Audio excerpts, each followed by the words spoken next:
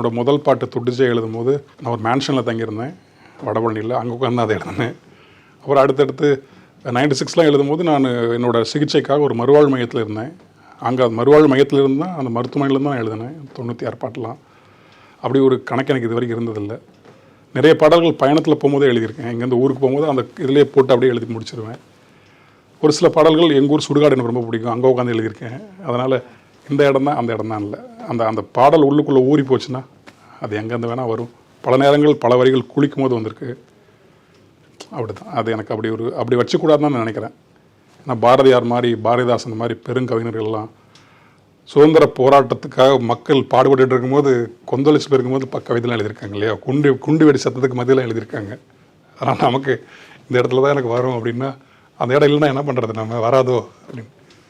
கவிதையும் பாடலும் இந்த மாதிரி இலக்கியமும் புறத்தில் இல்லை, அகத்தில் தான் இருக்குது. புறத்தில் இருக்குது, அகத்துக்குள்ளே போய் அது ஒரு தனி அக உலகமாக மாறி அப்படி இயங்கிறது தான். அதனால் அங்கே ஒரு சரியான வச்சுக்கிட்டோமா போதுன்னு தான் நினைக்கிறேன்.